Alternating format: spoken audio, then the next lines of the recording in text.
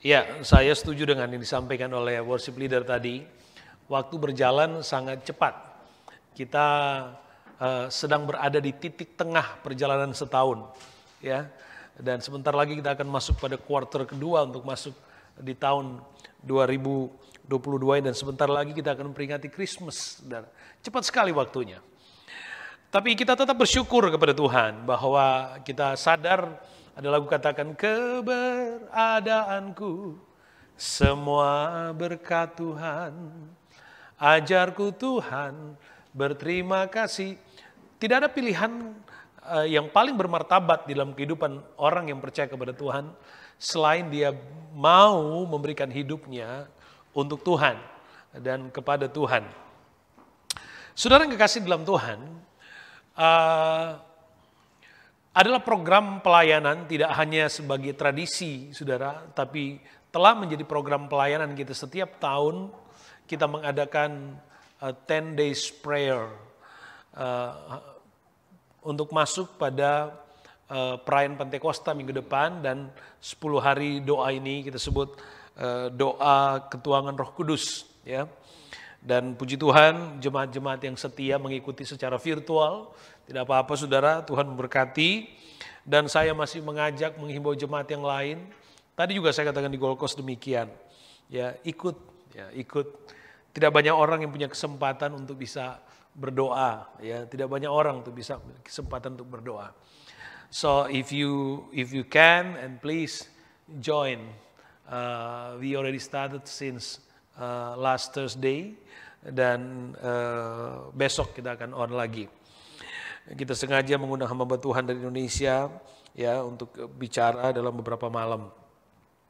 Oke, dan sehubungan dengan itu saudara, setelah beberapa minggu saya bicara tentang church is a place, ya, bicara tentang gereja adalah tempat secara fisik, ya, gereja sebagai tempat secara fisik untuk kita dapat bertumbuh, ya, gereja sebagai tempat secara fisik untuk kita untuk kita mengalami pemulihan, untuk kita mengalami kesembuhan secara spiritual, ya. Kita nanti akan lanjut itu nanti kemudian, tapi kita masih masuk pada sehubungan dengan perayaan Pentakosta minggu depan, dan kita dari hari-hari doa kita, sehingga akan sangat baik buat kita untuk kita bicara tentang Roh Kudus. Sehingga hari ini kita akan bicara kembali tentang Holy Spirit. Oke, Holy Spirit yang di subtitle di situ, Roh Kudus adalah pribadi Allah sebagai penolong, divine person who help us. Oke, mari saudara, saya ingin mengawali kita membuka Alkitab kita dalam Kisah Rasul pasal yang ke-19. Ya, saudara, weather di Brisbane sudah mulai dingin. Saya menghimbau jemaat untuk peralihan musim ini supaya saudara bisa menjaga kesehatan dengan baik. Ya, sama-samalah kita menjaga kesehatan dengan baik, saudara, ya. Puji Tuhan. Oke. Itu bukan bunyi pasal Kisah Rasul, saudara, ya. Saya baca buat kita semua. Kisah Rasul pasal yang ke-19, saudara bisa mengikuti di screen. Ayat 1 dan 2. Ketika Apolos masih di Korintus, Paulus sudah menjelajah daerah-daerah pedalaman dan tiba di Efesus. Di situ didapatinya beberapa orang murid. Katanya kepada mereka, sudahkah kamu menerima Roh Kudus ketika kamu menjadi orang percaya? Akan tetapi mereka menjawab dia, belum. Bahkan kami belum pernah mendengar bahwa ada Roh Kudus. Di dalam pelayanan dari Rasul Paulus, dia mendapati ada orang-orang yang sudah dimenangkan dalam pelayanan Apolos di Efesus, bahwa ada orang-orang yang sudah percaya kepada Tuhan, ya. Ada orang-orang yang sudah percaya kepada Tuhan tapi mereka belum menerima Roh Kudus. Bahkan mereka belum pernah mendengar tentang Roh Kudus. Nah, saudara, dalam perjalanan sejarah gereja sampai hari ini, ya, sampai hari ini dengan begitu banyak, dengan saya berani katakan begitu banyak, dengan begitu banyak dinamika dalam perkembangan gereja secara denominasional, saudara, berbagai-bagai aliran. Nah, saudaraku yang kekasih dalam Tuhan, maka sampai hari ini maka kekristenan ada pada dua kutub yang sangat ekstrim dalam merespons apa yang kita kemudian bicarakan hari ini adalah Roh Kudus. Ekstrim yang pertama adalah ekstrim yang pertama adalah kelompok orang Kristen yang memandang atau menganggap percaya bahwa Roh Kudus dengan segala kuasa dan pengalaman yang luar biasa di zaman gereja mula-mula itu sudah berhenti. Ya, sudah berhenti. Ya, jadi ekstrim ini mereka percaya kepada Roh Kudus dengan kegerakan dan kuasa serta pengalaman gereja mula-mula di zaman itu mereka percaya, tapi pekerjaan Roh Kudus atau manifestasi telah berhenti di sana.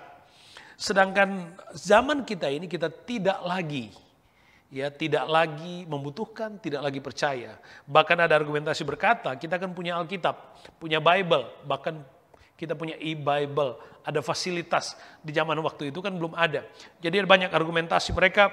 Bahkan pada ekstrim ini ada kelompok yang kalau begitu dengar Roh Kudus baru, gitu kan. Ada bahkan yang tidak percaya dengan Roh Kudus. Ya, ada yang masuk gereja begitu dengar kata Roh Kudus dia mulai, gereja Roh Kudus tuh, gitu. Jadi ada ekstrim ini. Sementara di ekstrim yang berbeda bahwa ada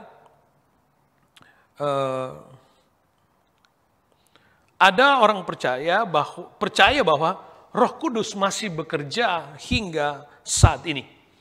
Percaya bahwa Roh Kudus tidak hanya ada pada zaman atau bekerja secara luar biasa di zaman gereja mula-mula, tetapi kegerakan dan kuasa serta pengalaman dan manifestasi Roh Kudus masih ada sampai saat ini dengan pengalaman-pengalaman yang sensasional. Nah, ekstrim ini, saudara, sangat bertolak belakang. Ekstrim ini lebih memfokuskan pengalaman pertumbuhan mereka kepada manifestasi Roh Kudus yang menekankan kepada bahasa roh, urapan gitu ya. Bahasa roh, urapan. Bahkan pada ekstrim ini sampai ada yang mengajarkan bahasa roh. Ya. Bahasa roh diajarkan. Bahkan juga kalau ada pandangan bahwa kalau nggak bahasa roh rasa-rasanya nggak ada Roh Kudus gitu. Ya. Nggak ada Roh Kudus. Dan pada ekstrim ini juga mereka melakukan praktek pengurapan yang berbeda, yaitu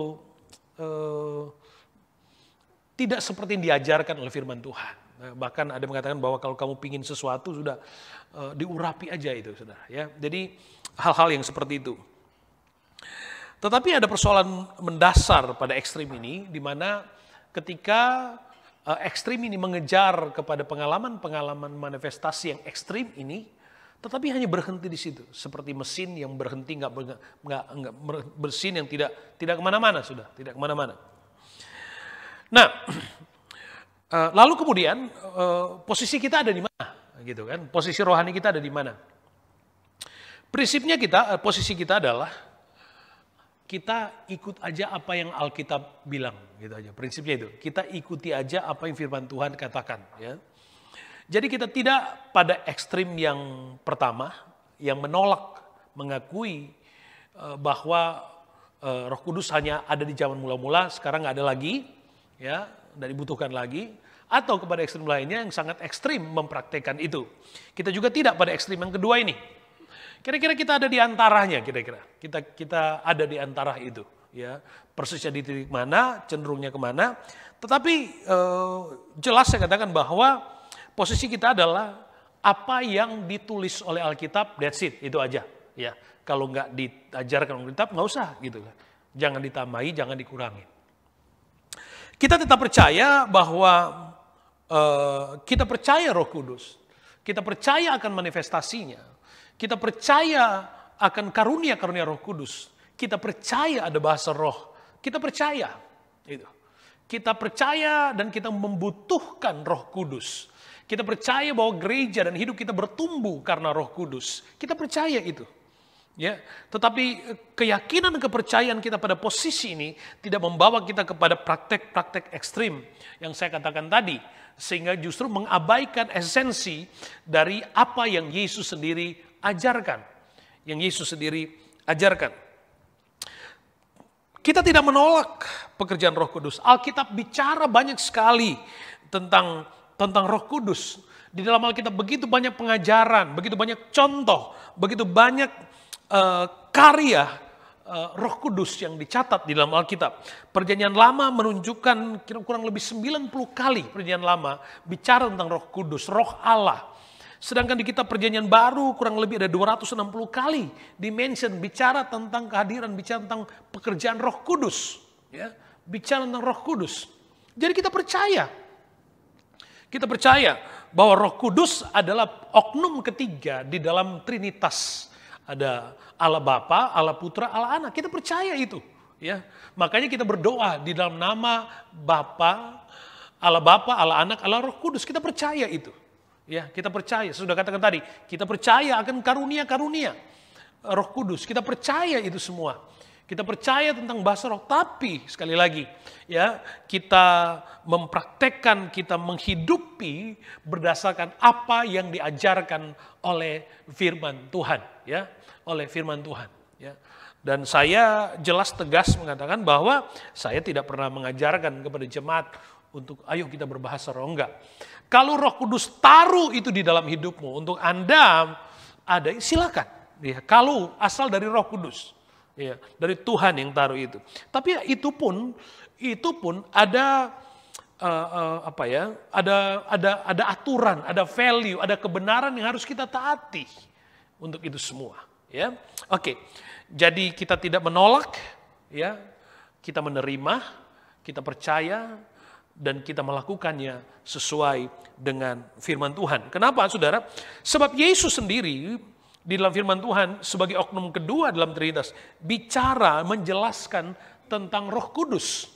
Yesus sendiri bicara menjelaskan tentang Roh Kudus. Ada pembacaan panjang yang akan saya baca buat kita semua. Saudara tolong ikuti di screen saudara. Ya, saya akan baca buat saudara untuk menjadi dasar apa yang akan saya jelaskan pada hari ini. Yohanes pasal 14 mulai ayat 15. Jikalau kamu mengasihi aku, kamu akan menuruti segala perintahku. Aku akan minta kepada Bapa dan ia akan memberikan kepadamu seorang penolong yang lain supaya ia menyertai kamu selama-lamanya, yaitu Roh kebenaran. Dunia tidak dapat menerima dia sebab dunia tidak melihat dia dan tidak mengenal dia. Tetapi kamu mengenal dia sebab ia menyertai kamu dan akan diam di dalam kamu. Aku tidak akan meninggalkan kamu sebagai yatim piatu, aku datang kembali kepadamu. Pasal yang sama ayat 25. Semuanya itu kukatakan kepadamu selagi aku berada bersama-sama dengan kamu, tetapi penghibur yaitu Roh Kudus yang akan diutus oleh Bapa dalam namaku, dialah yang akan mengajarkan segala sesuatu kepadamu dan akan mengingatkan kamu akan semua yang telah kukatakan kepadamu. Pasal 15 ayat 22. Sekiranya aku tidak datang dan tidak berkata-kata kepada mereka, mereka tentu tidak berdosa. Tapi sekarang mereka tidak mempunyai dalih bagi dosa mereka. Barang siapa membenci aku, ia membenci juga Bapakku. Sekiranya aku tidak melakukan pekerjaan di tengah-tengah mereka seperti yang tidak pernah dilakukan orang lain, mereka tentu tidak berdosa. Tapi sekarang walaupun mereka telah melihat semuanya itu, namun mereka membenci baik aku maupun Bapakku. Tetapi firman yang ada tertulis dalam kitab Taurat, mereka harus digenapi. Taurat mereka harus digenapi. Mereka membenci aku tanpa alasan. Jikalau penghibur yang akan kuutus dari Bapa datang, yaitu Roh kebenaran yang keluar dari Bapa, ia akan bersaksi tentang aku, tetapi kamu juga harus bersaksi karena kamu dari semula bersama-sama dengan aku. Pasal 16 ayat 6. Tetapi karena aku mengatakan hal itu kepadamu, sebab itu hatimu berduka cita. Namun benar yang kukatakan ini kepadamu adalah lebih berguna bagi kamu jika aku pergi. Sebab jikalau aku tidak pergi, penghibur itu tidak akan datang kepadamu. Tetapi jikalau aku pergi, aku akan mengutus dia kepadamu. Dan kalau ia datang, ia akan menginsafkan dunia akan dosa, kebenaran, dan penghakiman. Akan dosa karena mereka tetap tidak percaya kepadaku. Akan kebenaran karena aku pergi kepada Bapa dan kamu tidak melihat aku lagi. Akan penghakiman karena penguasa dunia ini telah dihukum. Masih banyak hal yang harus kukatakan kepadamu, tetapi sekarang kamu belum dapat menanggungnya. Tetapi apabila ia datang, yaitu Roh kebenaran, ia akan memimpin kamu ke dalam seluruh kebenaran. Sebab ia tidak akan berkata-kata dari dirinya sendiri, tapi segala sesuatu yang didengarnya, itulah yang akan dikatakannya, dan ia akan memberitakan kepadamu hal-hal yang akan datang. Ia akan memulihkan aku. Ia akan memuliakan aku, sebab ia akan memberitakan kepadamu apa yang diterimanya daripadaku. Segala sesuatu yang Bapa punya adalah aku punya. Sebab itu aku berkata, ia akan memberitakan kepadamu apa yang diterimanya daripadaku. Puji Tuhan. Dari semua ayat yang kita baca, saudaraku yang kekasih, Yesus bicara tentang Roh Kudus. Yesus bicara tentang Roh Kudus, dan dapat disimpulkan di dalam satu kalimat pendek, yaitu Roh Kudus adalah pribadi Allah sebagai penolong. Roh Kudus adalah pribadi Allah sebagai penolong. Saudara, ada 3 poin penting pada bagian ini yang coba saya angkat buat kita semua, untuk kita memahami, mengerti apa itu Roh Kudus, ya, bagaimana karya itu. Yang pertama, Roh Kudus adalah pribadi. Ya, Roh Kudus adalah pribadi. Yesus bicara tentang seorang penolong yang lain. Roh Kudus adalah pribadi. Makanya Alkitab menggunakan kata he, him, bukan it. Ya, jadi itu jelas pribadi, person. Dan karena dia adalah pribadi atau person, maka tentu saja dia memiliki personality, dia memiliki sifat-sifat sebagai pribadi. Dan saudaraku yang kekasih dalam Tuhan, Alkitab jelas mencatat bahwa Holy Spirit atau Roh Kudus adalah pribadi Allah. Kita akan lihat itu dalam penjelasan berikutnya. Dia adalah esensi dari Allah itu sendiri. Dan saudara, bahkan dalam pembacaan tadi kita melihat bagaimana Yesus sendiri mendeskripsikan atribut-atribut dari Roh Kudus. Yesus sendiri menjelaskan secara jelas tentang atribut dari Roh Kudus. Yang pertama, Roh Kudus akan mengajar kamu tentang segala hal. Roh Kudus akan bersaksi tentang aku. Itu ayat-ayatnya ada. Roh Kudus akan menginsafkan dunia akan dosa. And he will guide you, he will speak, he will declare. Itu jelas dalam pembacaan kita tadi. Dan semua ini adalah aktivitas yang hanya bisa dilakukan oleh person atau pribadi. Ya, hanya bisa dilakukan oleh person. Makanya dia mengajar, dia bersaksi, menginsafkan, guide, speak, declare. Dan itu adalah aktivitas dari pribadi, ya bukan sesuatu, tapi pribadi, ya. Dan saudaraku yang kekasih, sebagai pribadi yang memiliki sifat atau personality, saudara, maka semua hubungan dengan Allah, semua relationship kita dengan Tuhan harus melibatkan Roh Kudus. Jadi kita tidak hanya saya percaya Allah Bapa, Allah Anak, lalu kemudian kita menolak Roh Kudus. Hubungan antara kita dan Bapa, hubungan kita dengan Kristus tidak bisa tidak. Di situ secara otomatis ada peran, ada pekerjaan Roh Kudus di situ. Ya, ada pekerjaan Roh Kudus di situ. Minggu yang lalu saya bicara tentang bagaimana seseorang ketika firman Allah ditaburkan, maka Roh Kudus itu akan menghidupkan firman itu sebagai kebenaran di dalam dirinya untuk dia bertumbuh. Itu dia bertumbuh menjadi satu pribadi yang diubahkan, dipulihkan. Kenapa? Yang itu dihidupkan oleh karya Roh Kudus itu sendiri di dalam diri seseorang. Jadi sekali lagi bahwa Roh Kudus itu adalah pribadi. Dan dalam hubungan kita dengan Tuhan, maka dia secara otomatis ada di situ. Ya, dia ada di situ. Terjemahan lain menggunakan divine person.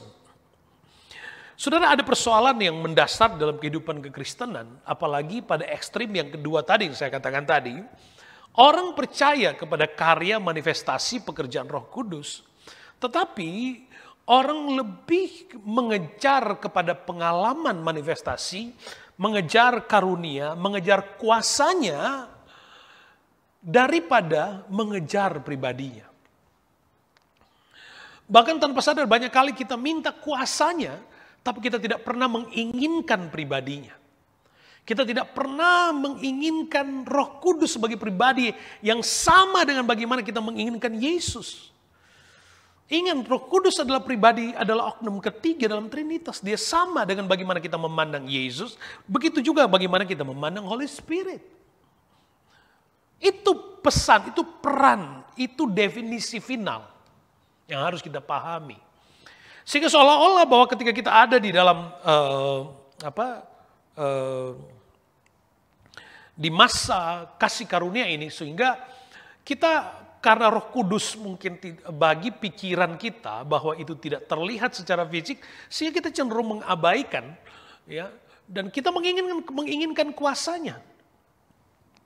Makanya saudaraku yang kasih, pengertian kita tentang apa atau siapa itu Roh Kudus, ya, menjadi penting sekali. Sebab ketika kita mengerti, kita akan mengapresiasi apa yang dikerjakannya.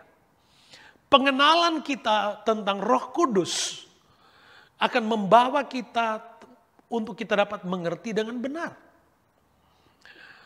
Dan hari ini kita bicara tentang Roh Kudus adalah pribadi yang harus kita puji, harus kita sembah. Ya. Bagaimana kita mengasihi Yesus, mengagungkan Yesus. Demikian juga seharusnya di dalam kualitas yang sama harusnya. Dalam pengertian yang sama. Kristus jawaban, Roh Kudus adalah jawaban, sama. Nggak bisa dipisahkan dan tidak bisa diposisikan lebih rendah setingkat sekalipun. Nggak bisa. Ya, sama. Mari saudara jemaat Tuhan GPDI Brisbane untuk kita mengejar pribadinya. Kenapa? Karena dia adalah pribadi Tuhan sendiri dan dia mengerti lebih dalam tentang hidup kita. Ya, mengerti. Itu yang pertama. Yang pertama, Roh Kudus adalah pribadi. Holy Spirit is a person. Yang kedua, Roh Kudus sebagai pribadi, dia adalah pribadi Allah. Ini sudah saya jelaskan. Ia adalah pribadi Allah sendiri. Roh Kudus bukan, ketika Roh Kudus dicurahkan, dia bukan pribadi sebagai pengganti Tuhan, bukan. Sama saudara, ya, dalam Trinitas sama saudara, mereka satu pribadi, bukan pengganti, harus kita pahami itu. Dan sebagai pribadi Allah, Alkitab berkata dalam pembacaan kita tadi, ia akan menyertai kamu selama-lamanya. Roh Kudus sebagai pribadi Allah, Alkitab mencatat dia akan menyertai kita tidak saja pada masa tertentu, di dalam periode kehidupan tertentu, di usia hidup kita, 10 tahun, 20 tahun, tidak. Tetapi Alkitab berkata bahwa Roh Kudus ada di dalam kamu dan dia akan menyertai kamu selama-lamanya. Katakan amin. Ya, Roh Kudus akan menyertai kamu selama-lamanya. Pasal 15 ayat 26 dikatakan dia akan bersaksi tentang aku. Dia datang dari Bapa dan dia akan bersaksi tentang Yesus. Pasal 16 ayat 8 dikatakan dia akan menginsafkan dunia. Dia adalah pribadi Allah yang Alkitab katakan menginsafkan dunia. Nah saudara yang kekasih di dalam Tuhan Yesus Kristus, kenali Tuhan, kenali Roh Kudus dengan karya dan manifestasinya dengan benar, supaya ketika kita mengerti dan mengenal dengan benar, saya katakan tadi, kita akan dapat menghargai pekerjaan-pekerjaan Roh Kudus di dalam diri kita dan untuk kita juga untuk orang lain. Gereja atau pribadi orang percaya hanya dapat bertumbuh dengan benar ketika Roh Kudus hidup di dalam dirinya. Gak ada pilihan lain. Gak ada.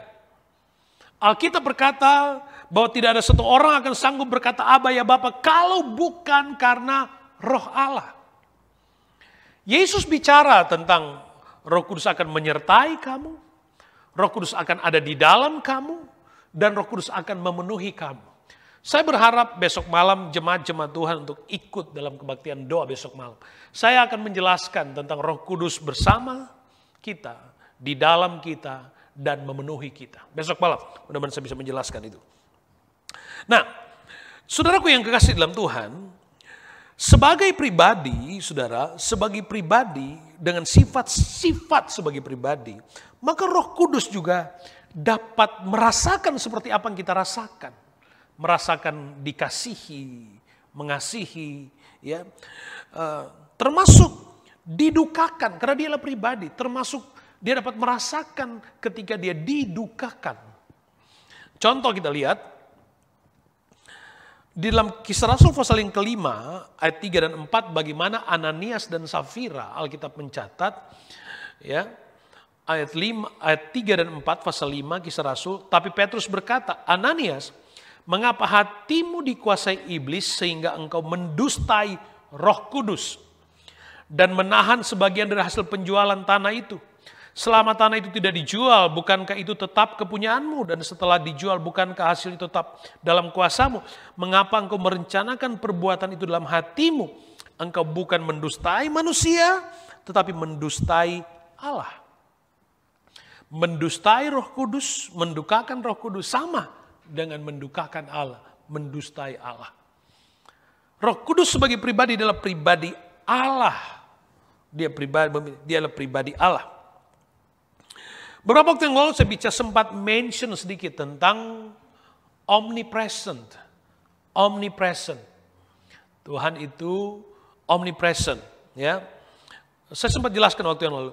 Omnipresent artinya Allah Maha Hadir, ya. Artinya saudara, Tuhan ada di mana-mana, Tuhan ada di semua tempat, di dalam waktu yang sama. Itu omnipresent. Mazmur pasal 139 ayat 7, pemazmur berkata, kemana aku dapat pergi menjauhi rohmu? Kemana aku dapat lari dari hadapanmu? Roh Kudus omnipresent. Dia ada di mana saja, di semua tempat, dalam waktu yang sama. Pemazmur katakan, kemana aku dapat pergi menjauhi rohmu? Jadi Roh Kudus adalah pribadi Allah yang adalah omnipresent. Itu Roh Kudus. Ya. Dia tidak hanya ada di gereja waktu kita ibadah, tidak. Ya. Dan juga Roh Kudus sebagai pribadi Allah, dia juga adalah omnipotent. Artinya Allah Maha Kuasa. Allah Maha Kuasa. Kitab Ayub, pasal 33 ayat 4. Ayub menghormati Roh Kudus dengan mengungkapkan dalam ayat yang keempat, Roh Allah telah membuat aku. Roh Kudus adalah omnipotent. Allah Maha Kuasa. Ya, Allah Maha Kuasa. Jadi adalah seharusnya kita melihat pribadi Roh Kudus sama dengan kita melihat pribadi Yesus dan pribadi Bapa, sama. Ya. Nah ini yang harus kita mengerti.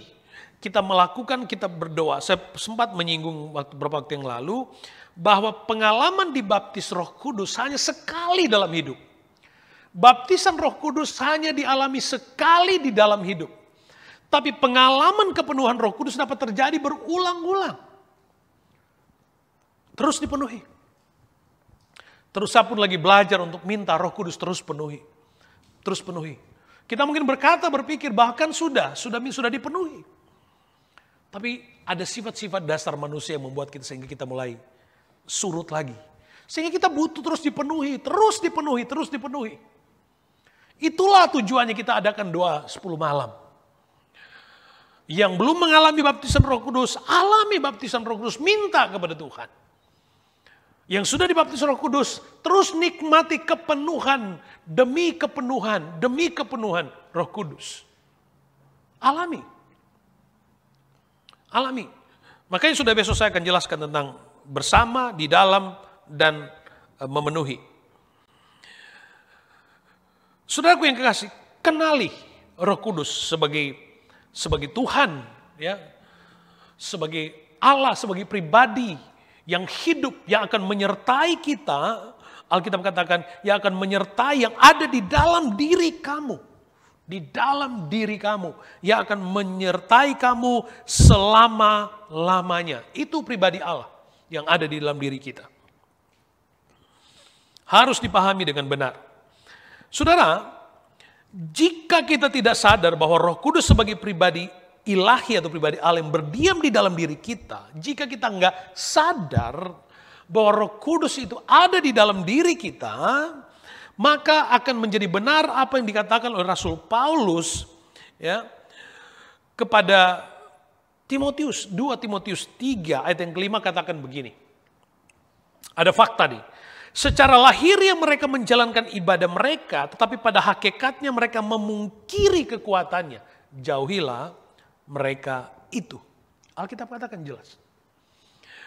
Ketika kita kehilangan pengakuan, ketika kita kehilangan keyakinan, ketika kita kehilangan kepercayaan kepada oknum pribadi Allah Roh Kudus, dan karyanya di dalam diri kita, kita menyangkali kekuatannya, maka saudaraku yang kasih dalam Tuhan, apa yang akan terjadi? Maka yang akan terjadi, saudara, Alkitab katakan, pasti terjadi adalah kita akan kehilangan semangat. Kehilangan semangat untuk beribadah, kehilangan semangat untuk berdoa, kehilangan semangat untuk memuji dan menyembah Tuhan dengan benar, kehilangan kerinduan untuk datang beribadah. Untuk kita di dalam tempat ibadah kita mendapatkan pengajaran tentang keselamatan dan iman percaya kepada Tuhan. Dan sekali lagi makanya saya katakan tadi, untuk kita dapat bertumbuh dengan baik, kita perlu Roh Kudus. Kita butuh Roh Kudus. Dan dia bekerja di dalam dirimu. Dia bekerja di dalam dirimu. Dia ada di dalam hidupmu. Ya, dia ada di dalam dirimu. Saudara yang dikasih dalam Tuhan, memang ada ajaran yang menolak tentang keilahian Roh Kudus. Ada. Ada ajaran yang menolak tentang ketuhanan Roh Kudus. Ya, sebut saja ada Unitarianisme. Satu aliran, kemudian Mormonisme, kemudian Jehovah Witness, kemudian Muslim. Semua itu sepakat tidak mengakui bahwa Roh Kudus itu adalah Tuhan. Roh Kudus itu sebagai divine person. Tidak mengakui. Tetapi kita percaya, sebab saya katakan tadi, sebab Alkitab bicara banyak sekali tentang itu. Alkitab menjelaskan secara terang-terangan tentang kehadiran dan manifestasi Allah Roh Kudus. Sehingga kita percaya. Sehingga kita percaya. Jika seseorang kehilangan keyakinan, kepercayaan akan Roh Kudus, saudara, menyangkali pekerjaan Roh Kudus, saya kata tadi dia akan kehilangan semangat untuk tadi ibadah, doa, pujian, firman, dan seterusnya. Dan akhirnya apa yang terjadi? Ayat yang pertama, ayat kedua dalam Timotius tadi bicara tentang ayat zaman orang lebih senang mendengar, mencari berita-berita yang hanya mengenakkan telinga. Hanya menyenangkan telinga, mencari hiburan. Sehingga gereja bukan lagi tempat untuk bertumbuh dan mengalami pemulihan secara spiritual, tetapi hanya menjadi satu entertainment season, sudah ya.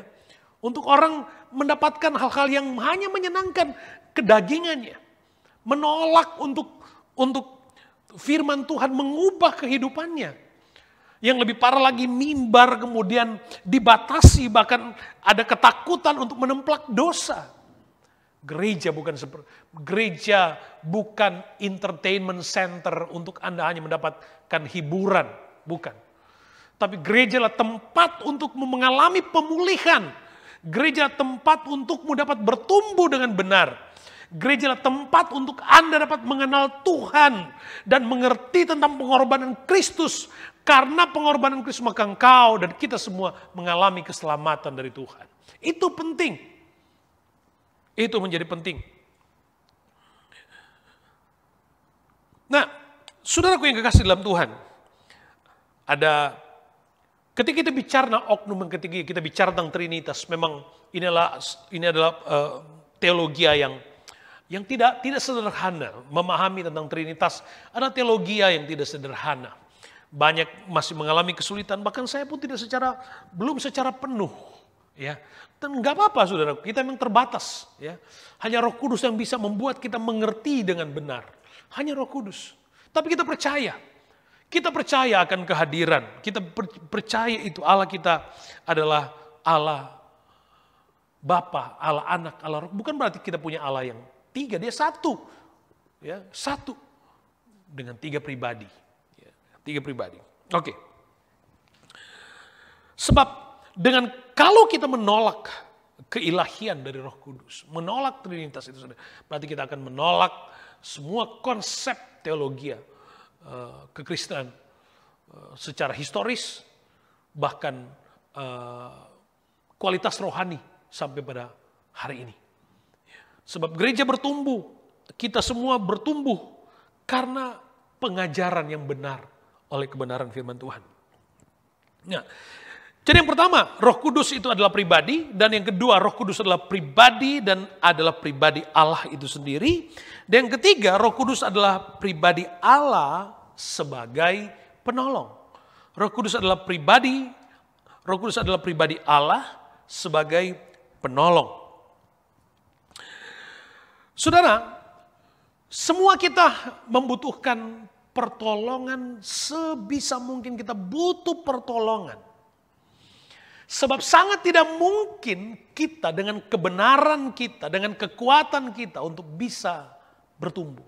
Sangat tidak mungkin. Kita hanya bisa bertumbuh jika ada Roh Kudus di dalam diri kita. Hanya itu. Sebab dalam perjalanan pertumbuhan iman kita saja, ya, dalam pertumbuhan iman, dalam kesetiaan kita saja, ada persoalan untuk perjalanan hidup yang keras, yang membuat kita kesulitan. Ada masa-masa sulit dalam hidup kita. Ya, orang yang setia kepada Tuhan pun masih mengalami masa-masa sulit dalam hidupnya. Artinya hidup ini keras, tough banget. Sangat impossible untuk kita bisa mengaruhinya sendirian. Sehingga pada titik ini kita butuh Roh Kudus, siapapun Anda. Kita nggak bisa impress God dengan kebenaran kita, dengan kepandaian kita, dengan kekayaan kita, dengan perbuatan, nggak bisa. Yang membuat kita layak, kemudian kita bertumbuh dengan sehat, hanya karena pertolongan Roh Kudus. Hanya karena pertolongan Roh Kudus. Semakin kita merasa bahwa kita terbatas, maka semakin kita membutuhkan pertolongan. Seseorang yang semakin dia merasa dia benar, dia merasa paling pintar, dia merasa paling bisa dan semuanya, akan sulit, tidak akan tumbuh keinginan, kesadaran untuk membutuhkan pertolongan. Saya menyadari keterbatasan saya menyadari bahwa saya butuh pertolongan, makanya saya berdoa minta, Roh Kudus tolong saya. Ada banyak di hidup kami di mana kami pun nggak bisa apa-apa, sehingga kami hanya bisa datang kepada Tuhan, tolong, Roh Kudus tolong, hanya itu. Dalam kesetiaan perjalanan iman kita pun ada saatnya saya katakan tadi kita hidup itu keras. Tapi dengar baik. Di dalam Tuhan, Roh Kudus adalah pribadi Allah sebagai penolong. Jadi kita tidak mungkin dapat bertumbuh tanpa Roh Kudus sebagai penolong, ya. Roh Kudus sebagai penolong. Dalam pembacaan kita tadi, Yesus berkata, aku akan mengirim seorang penolong yang lain. Kata penolong di sini artinya parakletos. Kita mengerti ya, familiar dengan kata ini, parakletos. Parakletos artinya comforter or helper. Ya.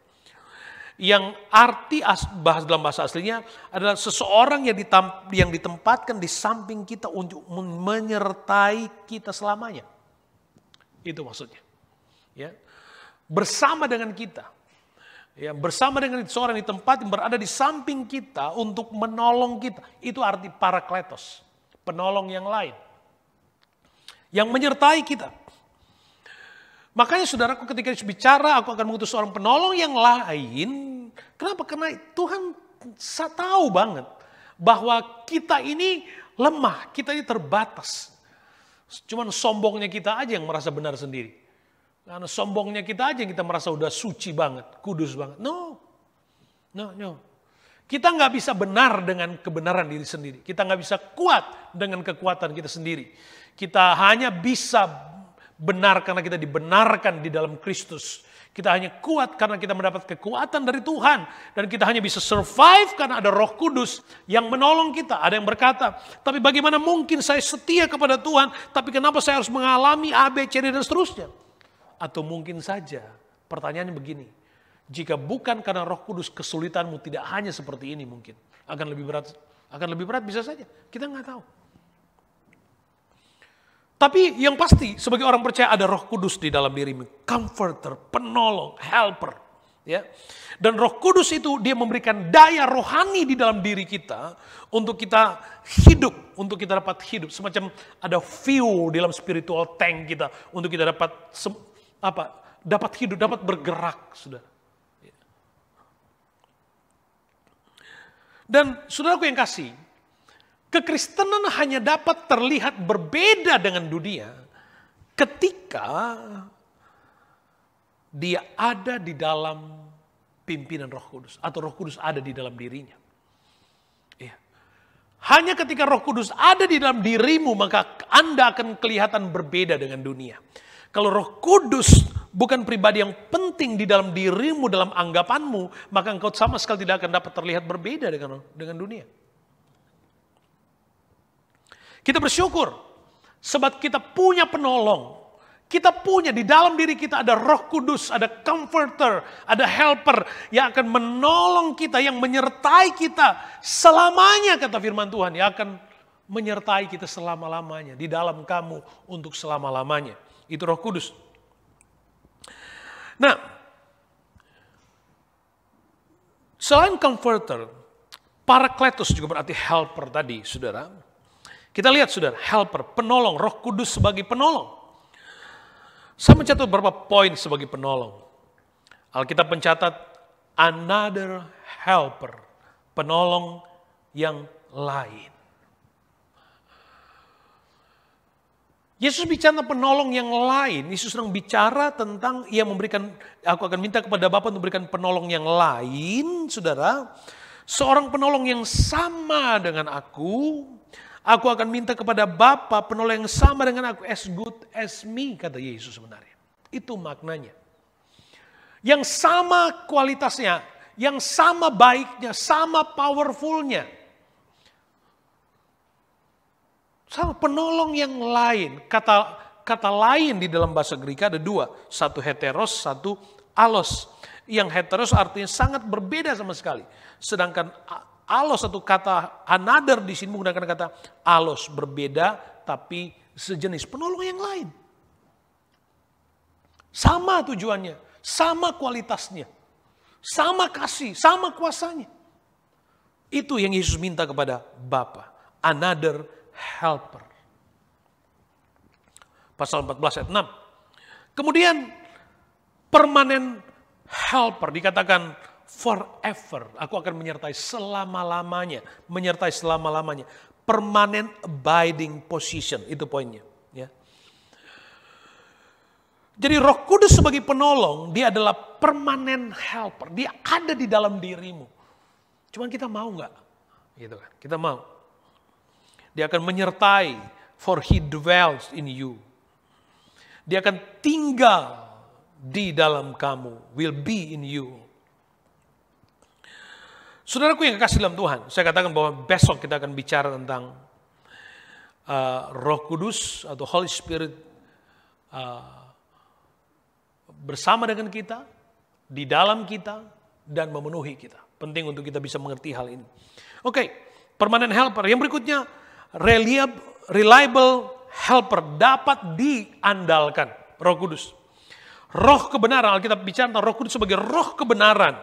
Dan karena dia adalah roh kebenaran, maka dia tidak mungkin berdusta, dapat diandalkan. Dia tidak akan menuntun kita kepada ketidakbenaran. Roh kebenaran, dapat diandalkan. Dan puji Tuhan, kita punya Roh Kudus di dalam diri kita sebagai penolong. Kesadaran ini penting untuk hidup kita. Alkitab kata dia akan mengajar kita tentang segala hal. Mengajar kita tentang segala hal. Roh Kudus penolong, mengajar tentang segala hal. Dan terakhir dikatakan exclusive helper. Mungkin saya salah catat di situ ya. Exclusive helper. Kenapa disebut exclusive helper? Di dalam Yohanes 14 ayat 17 dikatakan, roh kebenaran dunia tidak dapat menerima dia sebab dunia tidak melihat dia dan tidak mengenal dia. Tetapi kamu mengenal dia, eksklusif. Kamu mengenal dia. Sebab ia menyertai kamu dan akan diam di dalam kamu. Eksklusif kepada orang yang menerima, orang yang percaya. Roh Kudus sebagai penolong eksklusif hanya kepada mereka yang menerima, yang percaya kepadanya. Tidak untuk yang lain.